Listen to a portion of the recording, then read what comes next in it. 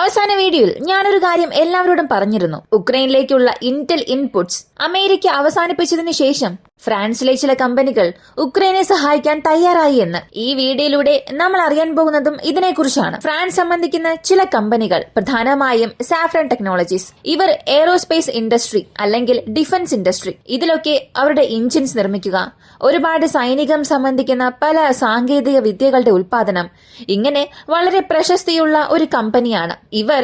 ഇപ്പൊ ഉക്രൈന്റെ ഡിഫൻസ് ഇൻഡസ്ട്രിക്കുള്ളിലേക്ക് വരികയാണെങ്കിൽ എത്രത്തോളം ഡേറ്റാസ് അവരെ കൊണ്ട് നൽകാൻ സാധിക്കും. ഈ ഇന്റൽ ഇൻപുട്സ്, ഡേറ്റ പ്രോസസ്, ഇങ്ങനെ പല കാര്യങ്ങൾ നമ്മൾ പറയുന്നുണ്ട്. സത്യത്തിൽ ഈ ഇന്റൽ ഇൻപുട്സ് ഏത് രീതിയിലാണ് ഇവർക്ക് നൽകുന്നത്, അത് ഏത് വിധത്തിലെല്ലാം പ്രോസസ് ചെയ്യും, ഇതെല്ലാം ഈ വീഡിയോയിലൂടെ നമുക്കറിയാം. കൂടാതെ അമേരിക്കയുടെ ഹൈമാ system, high mobility rocket system, ഇത് റഷ്യയുടെ പൊസിഷൻ സ്ട്രൈക്കിൽ വീണ്ടും നശിച്ചിട്ടുണ്ട്. അതും വളരെ വ്യത്യസ്തമായ രീതിയിൽ നശിപ്പിച്ചിട്ടുണ്ട്. ഈ രണ്ട് കാര്യങ്ങളും ഈ ഒരു വീഡിയോയിലൂടെ വിശദമായി അറിയാം.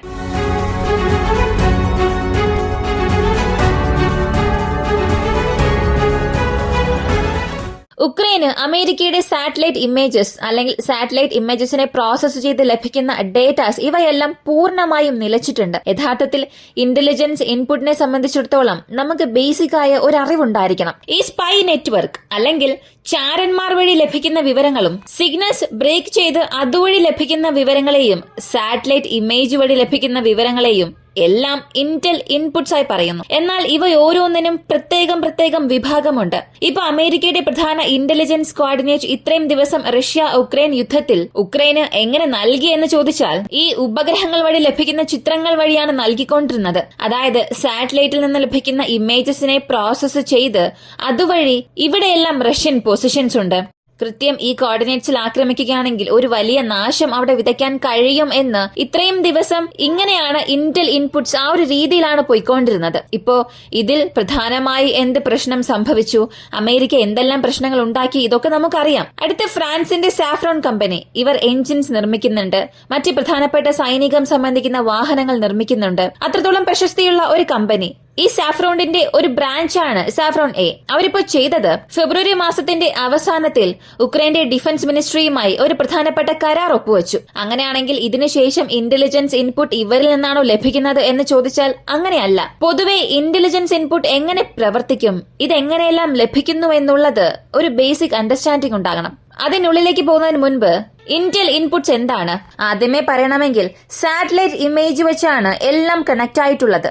അപ്പോ ഇതിലൂടെ എന്ത് ചെയ്യുമെന്ന് ചോദിച്ചാൽ, സാധാരണ ഒരു വ്യക്തി വഴി ഒരു പ്രദേശത്ത് നിന്ന് ലഭിക്കുന്ന വിവരങ്ങൾ അത് ഇന്നത്തെ കാലത്ത് വളരെ പരിമിതമായിരിക്കും. കാരണം എല്ലാ രാജ്യത്തിനും അവരുടെ സംരക്ഷണം വളരെ പ്രൈമറിയായി കണക്കാക്കുന്നുണ്ട്. ചാരന്മാർ വഴി ലഭിക്കുന്ന വിവരങ്ങളെക്കാളും ചാര ഉപഗ്രഹങ്ങൾ വഴി ലഭിക്കുന്ന വിവരങ്ങൾ അധികമാണ്.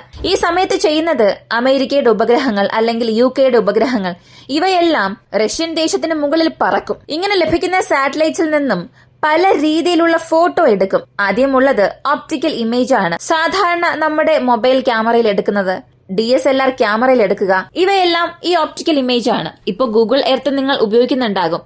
അത് സൂം ചെയ്ത് നോക്കിയാൽ നമ്മുടെ വീടൊക്കെ വ്യക്തമായി കാണാൻ സാധിക്കും. ആ ഇമേജ് എന്നാണോ ക്യാപ്ചർ ചെയ്തത് അതിനനുസരിച്ചതുപോലുള്ള ഒരു ചുറ്റുപാടായിരിക്കും നമുക്ക് കാണാൻ സാധിക്കുക. ഇതാണ് ഓപ്റ്റിക്കൽ ഇമേജ്. ഇതുപോലുള്ള ഇമേജസ് എടുക്കും.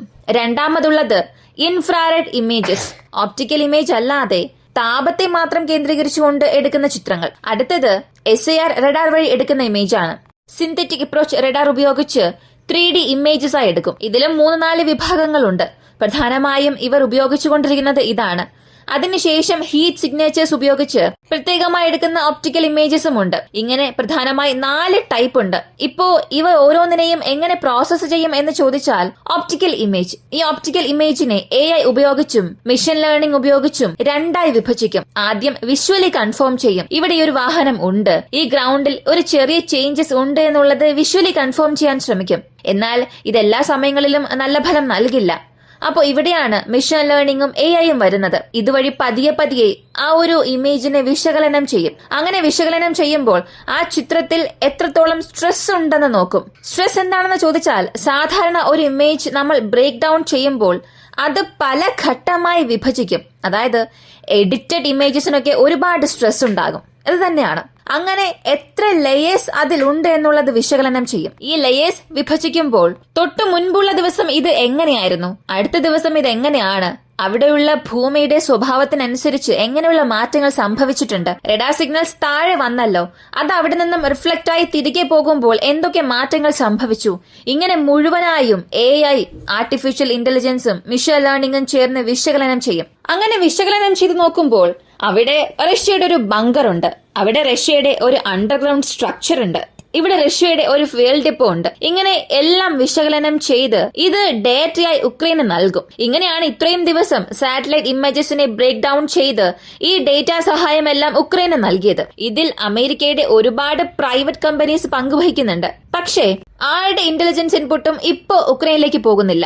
ഇതിൽ ചില കമ്പനികളെ പ്രത്യേകം എടുത്തു പറയണമെന്നുണ്ടെങ്കിൽ മാക്സർ ടെക്നോളജീസ്, പലൻഷി Microsoft, Planet Labs, Black Sky, Google, Space X, Starlink, ഇങ്ങനെ ഒരുപാടുണ്ട്. ഇവർക്ക് ഓരോരുത്തർക്കും ഓരോ റോൾ ഉണ്ട്. പ്രധാനമായും മാക്സർ ടെക്നോളജീസ് ഒക്കെ വെറും സാറ്റലൈറ്റ് ഇമേജസിന് വേണ്ടി മാത്രമാണ്, ഫോട്ടോ എടുത്തു നൽകുന്നതാണ് അവരുടെ ജോലി. അടുത്തത് പലന്റിയർ, അവരുടെ പ്രധാനപ്പെട്ട ജോലി മാക്സർ ടെക്നോളജീസ് എടുത്ത ഫോട്ടോ ബ്രേക്ക് ഡൌൺ ചെയ്യുക. സ്റ്റാർലിങ്ക്, മൈക്രോസോഫ്റ്റ് ഇവരെല്ലാവരും അവർക്ക് ആവശ്യമായ ഡേറ്റാസ് എടുത്ത് ഉക്രൈന് നൽകും. അതായത് ഉക്രൈന്റെ വിവരങ്ങൾ ഒന്നും പുറത്തു പോകാതെ മറ്റ് വിവരങ്ങൾ ലഭിച്ചാൽ അത് ഉക്രൈനിലേക്ക് കൈമാറ്റം ചെയ്യുന്നതാണ് ഇവരുടെ ജോലി. സ്റ്റാർലിങ്ക് എപ്പോഴത്തെയും പോലെ ഇന്റർനെറ്റ് ആക്സസ് ആണ്. ഇങ്ങനെ ഇന്റലിജൻസ് ഇൻപുട്ട് ഈ കമ്പനികൾ വഴി ഉക്രൈനിലേക്ക് കൊടുത്തുകൊണ്ടിരുന്നത്. ഇതെല്ലാം അവസാനിപ്പിച്ചതുകൊണ്ട് ഇങ്ങനെയാണ് ഇന്റലിജൻസ് ഇൻപുട്ട് ഈ കമ്പനികൾ വഴി ഉക്രൈനിലേക്ക് പോയിക്കൊണ്ടിരുന്നത്. ഇവയെല്ലാം അവസാനിപ്പിച്ചിട്ടുമുണ്ട്. ഇതിൽ ഒരു പ്രധാനപ്പെട്ട പ്രശ്നം എന്താണെന്ന് നോക്കിയാൽ ഫ്രാൻസിന്റെ പക്കൽ ഒരുപാട് ചാര ഉപഗ്രഹങ്ങൾ ഉണ്ട്. എന്നാൽ അമേരിക്കൻ കമ്പനികൾ പോലെ ഇവരെ കൊണ്ട് പ്രോസസ് ചെയ്യാൻ സാധിക്കില്ല. അതിനുള്ള ഫെസിലിറ്റീസ് അല്ലെങ്കിൽ പ്രൈവറ്റ് കമ്പനീസ് ഒന്നും ഫ്രാൻസിന്റെ പക്കൽ ഒരുപാട് ഇല്ല. ഈ ഒരു ഗ്യാപ്പ് ഫില്ല് ചെയ്യാൻ വേണ്ടിയാണ് ഫ്രാൻസിന്റെ കമ്പനികൾ എടുക്കുന്ന സാറ്റലൈറ്റ് ഇമേജസിനെ പ്രോസസ് ചെയ്ത് അതുവഴി ലഭിക്കുന്ന ഔട്ട്പുട്ട് ഉക്രൈനെ ഷെയർ ചെയ്യുന്നതിന് വേണ്ടിയാണ് സാഫ്രോൺ ടെക്നോളജീസ് ഇപ്പോ അകത്തേക്ക് വന്നിരിക്കുന്നത്. അപ്പൊ എന്ത് സംഭവിക്കും? ഇവരുടെ റോൾ എന്താണ്? ഇവർ ഇത്രയും ദിവസം എങ്ങനെ ഇന്റലിജൻസ് ഇൻപുട്ട് ഷെയർ ചെയ്തു എന്നുള്ളതൊക്കെ നിങ്ങൾക്കിപ്പോ മനസ്സിലായിട്ടുണ്ടാകും. ഈ സാഫ്രോൺ ടെക്നോളജീസ് അകത്തേക്ക് വന്നതുകൊണ്ട് സംഭവിക്കുന്ന പ്രധാനപ്പെട്ട ഒരു മാറ്റം പ്രത്യേകിച്ചൊന്നും മാറില്ല. കാരണം ഇത്രയും ദിവസം നമ്മൾ അമേരിക്കയുടെ ഒരു 4-5 കമ്പനികളെ കുറിച്ച് മാത്രമേ പറഞ്ഞിട്ടുള്ളൂ. ഒരു 50 കമ്പനികളെങ്കിലും 24 മണിക്കൂറും റഷ്യൻ പൊസിഷൻസിനെ ഉക്രൈനെ ഡേറ്റയായി ഫീഡ് ചെയ്തുകൊണ്ടിരുന്നു. ഇപ്പോ ഈ 50 കമ്പനികളുടെ പങ്ക് ഒറ്റ കമ്പനിയെ കൊണ്ട് ഒരിക്കലും നികത്താൻ സാധിക്കില്ല. ഇതിന് പുറകിൽ ഒരുപാട് കമ്പനികൾ, സൈബർ സെക്യൂരിറ്റീസ് പുറത്ത് അറിയാതെ പ്രവർത്തിച്ചാലും ഇതിന് മുൻപ് ലഭിച്ച ആ ഒരു ഔട്ട്പുട്ട് അത് ഇനി ഒരിക്കലും നൽകാൻ കഴിയില്ല. ഇത് ഒരു പ്രധാനപ്പെട്ട തിരിച്ചടിയായി തന്നെ മാറും. ഇപ്പൊ ഇത് എവിടെയാണ് ഒരു പ്രശ്നം സൃഷ്ടിക്കുക എന്ന് നോക്കിയാൽ റഷ്യയുടെ ഒരു വാഹന വ്യൂഹം വരികയാണ്. അല്ലെങ്കിൽ റഷ്യ ഏതോ ഒരു വലിയ കാര്യം കേസ്കിലോ അല്ലെങ്കിൽ റഷ്യക്കുള്ളിലെ ചെയ്തുകൊണ്ടിരിക്കുകയാണ്. അത് ഉക്രൈനെ കൊണ്ട് പ്രിസിഷനോടുകൂടി ആക്രമിക്കാൻ സാധിക്കില്ല. ഇവിടെ ഈ വിവരങ്ങളെല്ലാം സാറ്റലൈറ്റ് വഴി ഉക്രൈനിലേക്ക് വരണം. ഇവിടെ ഒരു ബ്രേക്ക് ഡൌൺ സംഭവിക്കുന്നത് കൊണ്ട് കണ്ണടച്ച് ഇരുട്ടാക്കിയതുപോലെ ഇവരുടെ ഭാഗത്തുള്ള സോഴ്സസ് വെച്ചുകൊണ്ട് മാത്രമേ അല്ലെങ്കിൽ മറ്റാരെങ്കിലും നൽകുന്ന വിവരങ്ങൾ വെച്ചുകൊണ്ട് മാത്രമേ ഉക്രൈനെ കൊണ്ട് ചില രീതിയിലെങ്കിലും പ്രവർത്തിക്കാൻ സാധിക്കൂ. അപ്പോ ഇവിടെയും ഒരു തിരിച്ചടിയായി മാറും. ഇതിനിടയിൽ ഹൈമാസ് എന്ന high mobility artillery rocket system സാബ്രോസിഷ്യ ഫ്രണ്ട് അല്ലെങ്കിൽ കേസ്ക് എവിടെയാണെന്ന് അറിയില്ല. അതിന്റെ കൃത്യമായ ലൊക്കേഷൻ റഷ്യയുടെ മിനിസ്ട്രി ഓഫ് ഡിഫൻസ് നൽകിയിട്ടില്ല. അതിന്റെ ഫൂട്ടേജ് നൽകിയിട്ടുണ്ട്. ചലിച്ചുകൊണ്ടിരിക്കുന്ന വാഹനത്തെ റഷ്യയുടെ ഇസ്കാന്ദർ M യൂണിറ്റ് മുഴുവനായും നശിപ്പിച്ചിട്ടുണ്ട്. ഇത് ആദ്യമായിട്ടാണ് ഇങ്ങനെ ചലിച്ചുകൊണ്ടിരിക്കുന്ന ഒരു വാഹനത്തെ ഇസ്കാന്ദർ ആക്രമിച്ചിരിക്കുന്നത്, അതും ഒരു ഹൈമാസ് യൂണിറ്റിനെ. ഇതുവഴി 2 കാര്യങ്ങൾ വ്യക്തമാണ്. ഇതിനകം 32 യൂണിറ്റ് ഹൈമാസ് നൽകിയിട്ടുണ്ടായിരുന്നു. അതിൽ മാക്സിമം 22 നശിച്ചിട്ടുണ്ട്. കൃത്യം 22 കഴിഞ്ഞിട്ടുണ്ട്. എന്നാൽ ഉക്രൈൻ അതിനെക്കുറിച്ച് ഒന്നും പറഞ്ഞിട്ടില്ല. അപ്പോ വീണ്ടും ഒരു ഹൈമാസ് യൂണിറ്റും അവർക്ക് നഷ്ടമായിട്ടുണ്ട്. ഈ ഹൈമാസ് വഴി ATACMS ഫയർ ചെയ്യാൻ സാധിക്കും, ഗൈഡഡ് അമ്മുനേഷൻസ് ഫയർ ചെയ്യാൻ സാധിക്കും. അടുത്ത് പറയാനുള്ളത് ഇസ്കാന്ദറിന്റെ പ്രിസിഷൻസിനെ ഇത് ഒരു പടി മുകളിലേക്ക് തന്നെ കൊണ്ടുപോയിട്ടുണ്ട്. സാധാരണ ഇസ്കാന്ദറിന്റെ സർക്കുലാർ എറർ പ്രോബബിലിറ്റി 1 മീറ്ററിലും കുറവായിരുന്നു. എന്നാൽ ഇപ്പോ മൂവബിൾ ടാർഗറ്റിനെ കൃത്യമായി അത് നശിപ്പിച്ചത് കൊണ്ട് തന്നെ ഇതിന്റെ സർക്കുലാർ എറർ പ്രോബബിലിറ്റി വീണ്ടും കുറഞ്ഞിട്ടുണ്ട്. ഒരു എയർബേസിനെ ആക്രമിക്കുന്നതിനും ചലിച്ചുകൊണ്ടിരിക്കുന്ന ഒരു വാഹനത്തെ ആക്രമിക്കുന്നതിനും ഒരുപാട് വ്യത്യാസമുണ്ട്. അപ്പോൾ ഇത് റഷ്യയ്ക്കൊരു നേട്ടമായി മാറിയിട്ടുണ്ട്. ഉക്രൈനെ സംബന്ധിച്ച് അവരെ ചുറ്റി വളഞ്ഞിട്ടുണ്ട്. എല്ലാവരും അവർക്കെതിരെയും മാറിയിട്ടുണ്ട്. യൂറോപ്യൻ യൂണിയൻ അവരെ സപ്പോർട്ട് ചെയ്യുന്നുണ്ട്. പക്ഷേ എല്ലാ ദിവസവും അവരെ കൊണ്ട് സപ്പോർട്ട് ചെയ്യാൻ സാധിക്കില്ല. കാരണം അവരുടെ പക്കൽ അത്രത്തോളം കപ്പാസിറ്റി ഇല്ല. ഒരു രാജ്യം സഹായം ചെയ്യുന്നു എന്നുണ്ടെങ്കിൽ ആ രാജ്യത്ത് ആയുധ ഉൽപാദനം ചെയ്യണം. അമേരിക്ക, ചൈന, റഷ്യ ഇവരെടുത്താൽ അവർക്ക് ആവശ്യമായ ആയുധങ്ങൾ അവർ തന്നെ ഉൽപ്പാദിപ്പിക്കുന്നുണ്ട്. എന്നാൽ യൂറോപ്യൻ യൂണിയൻ അങ്ങനെയല്ല. അവരിപ്പോഴും ഡിപ്പെൻഡന്റ് ആണ്. അവർ അമേരിക്കയെ മാത്രമാണ് ആശ്രയിച്ചിരിക്കുന്നത്. അപ്പോ ഒരു ഘട്ടത്തിന് ശേഷം അവർക്ക് അമേരിക്ക ഇല്ലാതെ ഒന്നും ചെയ്യാൻ സാധിക്കില്ല. ഉക്രൈന് സഹായം ചെയ്യുന്നത് പോലെ ചെയ്യും, പക്ഷേ ഒരു ഘട്ടത്തിന് ശേഷം അവർ കൈയൊഴിയും. അതിനുശേഷം ഈ ഒരു യുദ്ധത്തെ സെലൻസ്കി അവസാനിപ്പിക്കുകയാണെങ്കിൽ ഒരു പരിധിവരെയെങ്കിലും ഉക്രൈൻ രക്ഷപ്പെടും. ഇല്ലെങ്കിൽ സെലൻസ്കി രക്ഷപ്പെടും, പക്ഷേ ഉക്രൈൻ രക്ഷപ്പെടില്ല. ഈ ഒരു വീഡിയോയെ കുറിച്ചുള്ള നിങ്ങളുടെ അഭിപ്രായം കമന്റിൽ പറയുക. ഇങ്ങനെയുള്ള വീഡിയോസ് കാണാൻ താല്പര്യമുള്ളവരാണ് നിങ്ങളെങ്കിൽ ഇപ്പോൾ തന്നെ നമ്മുടെ ചാനൽ സബ്സ്ക്രൈബ് ചെയ്യുക. മറ്റൊരു വീഡിയോയുമായി വീണ്ടും കാണാം.